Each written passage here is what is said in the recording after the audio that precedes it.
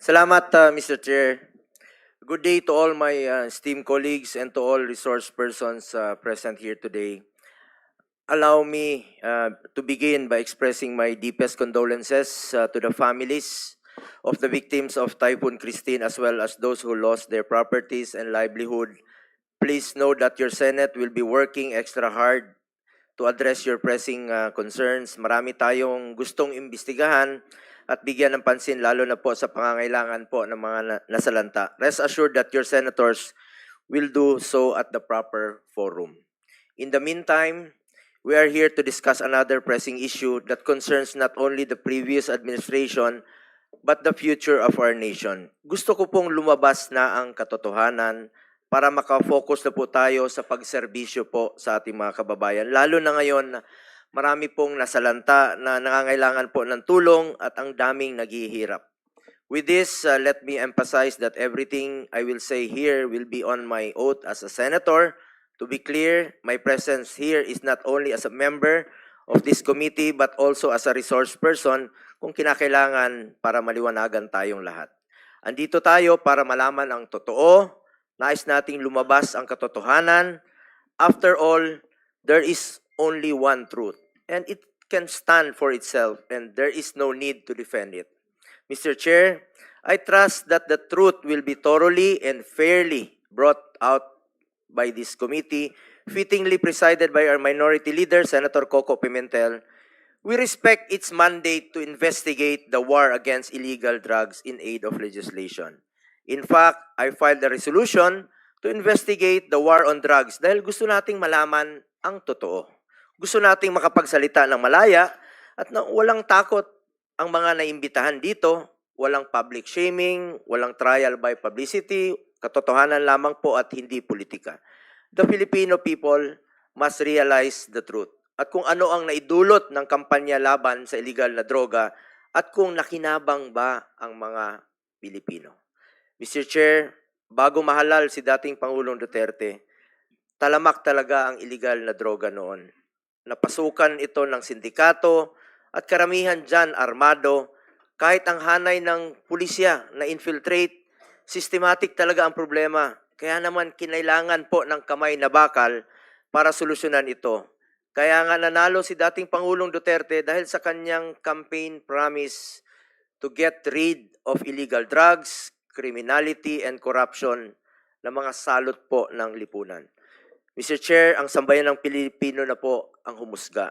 Kung nakakapaglakad ba sila sa gabi na walang takot sa daan, pati po yung mga OFWs natin sa abroad, nagkakaroon ba sila ng peace of mind dahil ligtas ang mga mahal nila sa buhay na nakakauwi po sa gabi na hindi nasasaktan at hindi nababastos. Nung panahon ng panunungkulan ni dating Pangulong Rodrigo Duterte, 55% o halos 6 sa bawat 10 barangay sa buong bansa ang naging drug-free. Resulta po ito ng pagkumpiska sa lampas 76 billion na halaga ng droga na pakalat-kalat noon sa ating mga lansangan. Base rin po sa datos, 79% o halos 8 sa bawat 10 Pilipino ang sumusuporta sa kampanya laban sa illegal na droga. Sa unang 5 taon naman ni Pangulong Duterte sa pwesto, mahigit 70% ang ibinaba ng crime rate sa buong bansa. Bukang bibig po yan ng ating mga kababayan kung gaano sila kapanatag, lumabas sa lansangan, kahit sa 10 oras ng gabi dahil alam nilang ligtas sila at ang kanilang mga anak. Ako mismo, meron po ako nakakasalubong sa mga 7-Eleven, nagpapasalamat na ligtas na raw po ang kanilang mga anak. Kaya naman po nananatiling mataas ang approval at trust ratings ni Pangulong Duterte mula simula hanggang pagtatapos ng kanyang termino. Ito ang patunay na kinikilala ng sambayanan ang mga positibong pagbabagong dala ng kanyang pamamalakad. The war on drugs of the previous administration, lest we forget, enjoyed widespread public support across all sectors. Mr. Chair, hindi po natin maikakaila. People are now seeing the difference on how once upon a time they felt safe in the streets and their communities. Mr. Chair, nakakalungkot dahil bumaliktad na po ang panahon, nagbago na po ang ihip ng hangin, ang pinagsikapan at pinaghirapan po ng nakarang administrasyon na linisin ang bansa laban sa kriminalidad at droga, ganon-ganon na lang po ngayon kung baliwalain. Mr. Chair, ganon ba natin itrato ang sakripisyo ng mga alagad ng batas noon? Imbis na pasalamat tayo sa kanila at sila po'y naging bayani noon, sila po ngayon ay tila binabasura. Nung panahon ng war on drugs, panay puri ang naririnig natin. Napakaganda po ang ginawa ni PRRD. Bakit makalipas po ng 3 taon, puro paninira at paninisi na? Paano naman po yung mga taong nagtrabaho at tumulong para maibalik ang peace and order? At paano rin po yung mga magagandang naidulot sa mga Pilipino ng laban kontra droga? But, Mr. Chair, this does not mean that the Duterte administration sanctioned human rights abuses. Ang tanging hangarin ni dating Pangulong Duterte ay linisin ang ating bansa at labanan ang mga naghahasik ng lagim, lalo na po sa pagdating sa illegal na droga. Sa pagkakaalam ko, kailanman ay wala siyang ipinapatupad na anumang sistema, kapalit po ang buhay ng sinuman. Ayaw natin na mismong mga alagad ng batas ang lalabag sa karapatang pantao at ayaw rin nating mangyari ang mga durugista ang maghahasik ng lagim sa bawat kalye na ating dinadaanan. Noong panahon ni dating Pangulong Duterte, kung malagay sa alanganin ang buhay ng mga pulis, kung manlaban ang sospek, unahan na nila dahil ayaw niyang pulis ang mamatay, sa ginagawa lang naman nila ang kanilang tungkulin. In fact, noong 2018, sa maalala ko po, pumunta po kami ni dating Pangulong Duterte sa Norsagaray, 3:00 po ng umaga, sa burol po ng isang pulis na binaril po ng drug addict. Naunahan po siya. Yan po ay isa sa mga halimbawa na nakakalungkot na ginagampanan po ng tungkulin ng ating kapulisan ng kanilang trabaho. Maliban sa paggawa ng batas, kailangan talaga ay taasan ang budget ng mga pulis para wala silang rason na hindi nila magampanan ang trabaho nila. Di ba, maalala nyo po, noong 2018, inuna nating idoble ang sahod ng pulis sa entry position nila, kasama na po dyan ang mga uniform personnel. Estudyante pa po ako, 1980s, 90s, takot na takot po ako sa pulis. Checkpoint, walang ilaw, maraming hulidap, laglag bala, extortion. Pero nung panahon ni Pangulong Duterte, naibalik po ang respeto sa mga pulis. Kaya full support po tayo sa mga uniform personnel at lalong-lalo na po sa mga nagtatrabaho para sa bayan. Dagdag pa dyan, dapat bigyan natin sila ng sufficient operational support, legal support in line of duty. In fact, I filed Senate Bill 422 to provide free legal assistance for uniform personnel who on any charge related to the performance of their official duty. Sakaling mang may arestuhin sila, meron silang operational funds o panggastos, kailangan talaga nilang suporta. Kulang talaga ang kanilang pondo. Paano naman sila makakagalaw kung abonado pa sila?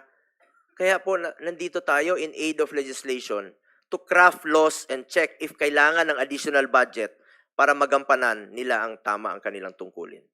Let me reiterate, my fellow legislators, I was once quoted in relation to PRRD's anger towards these ninja cops, no? Dahil full support nga po siya sa mga pulis, tapos meron pang mga ninja cops. Nag-imbestiga tayo dito mismo sa Senado. Natanong ako tungkol dito at sinabi ko, oo, galit talaga siya sa mga ninja cops. At dahil dito, tinakot niya talaga para ma-intimidate sila, para matakot po sila. Iba po ang pananakot para ma-intimidate at iba naman po ang usapan, ang reward. Ang alam ko, walang reward system na ipinapatupad si former President Duterte laban sa sinumang sibilyan, mapa-drug lord man o karaniwang tao na sangkot sa illegal na droga. Walang basihan ang mga paratang na binitawan sa mga pagdinig na di umano'y reward system kapalit ang buhay noong panahon ng war on drugs ng Duterte administration. At habang nasa usapin tayo ng pera, taliwas po sa sinasabi ng iba, ni minsan po, hindi po ako authorized, hindi ako humahawak ng pera. Sinasagot ko lang po ito dahil sa mga pagdinig, no, na nababanggit po ang ating pangalan. Never po ako nag-handle ng budget of finance matters, kahit nung mayor pa po si Pangulong Duterte. Taliwas din po sa sinasabi ng iba.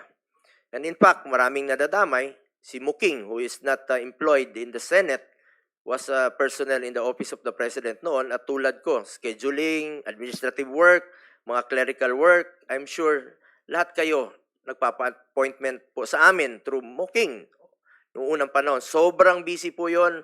Marami pong opisyal na lumalapit sa amin na at even during the time of the pandemic, no, nangailangan ng tulong at hindi po namin tinatanggihan yan sa abot ng aming makakaya ay pinapansin po namin lahat ng hinaing. Nais ko rin klaruhin ang naging trabaho o role ko po sa administrasyon ni dating Pangulong Duterte. I was appointed and faithfully served as Special Assistant to the President or SAP from 2016 to 2018 as per Section 2 of Executive Order 2016-01 as SAP. I exercise mere oversight functions of 3 independent and cross-functional offices of which are OSAP, Office of the Appointment Secretary, and Presidential Management Staff. As stated in the Executive Order creating OSAP, our functions were limited to scheduling, appointments, and presidential engagements. Our mandate did not include sensitive matters like police operations. Walang kinalaman po ang aking opisina o sinumang staff nito noon sa operasyon at organisasyon sa government security sector, mapamilitary o kapulisan. Whether directly or indirectly, we had no participation in these operations. In 2018, I left the executive branch when I resigned in order to run for and eventually be elected as senator in 2019 as a legislator and chairman of the Committee on Health during the time of COVID-19 pandemic. I supported and coordinated closely with the executive branch to be able to formulate policies and legislation that would improve our response to the pandemic. We passed Republic Act 11469 or the Bayanihan to Heal as one law, Republic Act 11494 or the Bayanihan to Recover as one law, and Republic Act 11712 or the Public Health Emergency Benefits and Allowances for Healthcare Workers Act, among others. Beyond my mandate as a senator, nangako po ako kay Pangulong Duterte na hindi ko po siya iwanan at lalay pa rin po ako sa kanya sa pangangailangan niya po in my own personal capacity. Kaya naman po, sinasamahan ko siya at kadalasan po ay sa personal ko po itong kapasidad.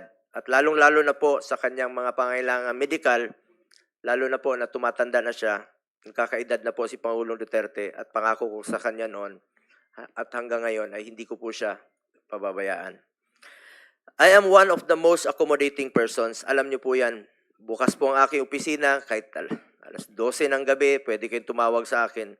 Karamihan po sa inyo, maging mga kasamahan natin sa lower house, ako po ang nakasanayang tawagan kung may gusto po silang iparating kay Pangulong Duterte, kahit senador na po ako. Invitation sa birthday, at lahat ng mga reklamo, pinapakinggan ko po yan.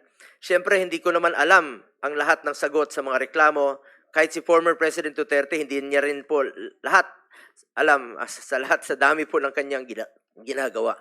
Kaya naman, kung may mga gustong magpa-verify ng mga information, maraming reklamo, scammers, manloloko, extortionists, we refer it to CIDG, NBI, doon tayo tumatawag para malaman ang information. Ito siguro ang tinutukoy ng mga ilang opisyal, no? Including Police Colonel Leonardo, na sisikapin nating sisiyatin, no?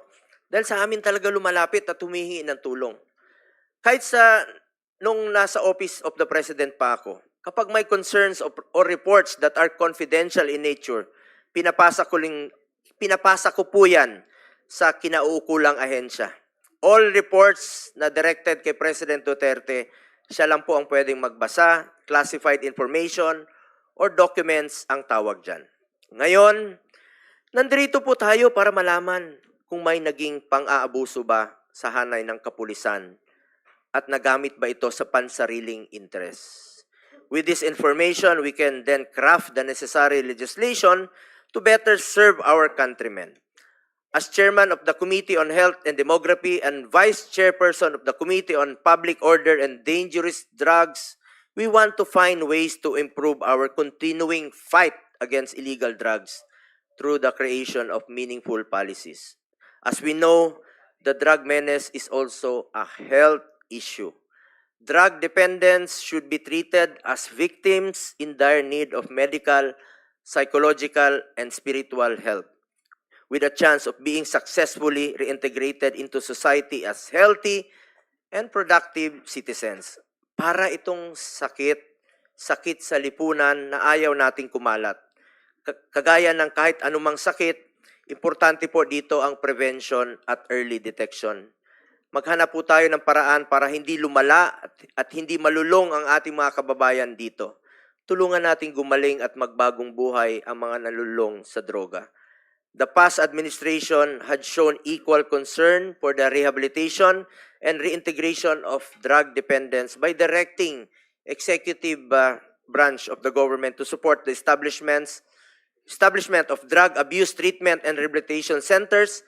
Meron pong mga rehabilitation centers na ipinatayo, umpisa pa lang po ng administrasyon ni dating Pangulong Duterte.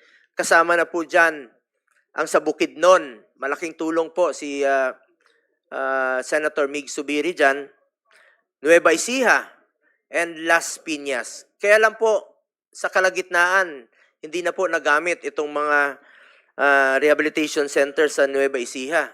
Kalahati lang po ang na-occupy. Ang war on drugs ay dapat whole of government, whole of nation approach, kaya may rehabilitation at reintegration. In fact, former President Duterte issued Executive Order Number 4 creating an interagency task force for the establishment and support of drug abuse treatment and rehabilitation centers.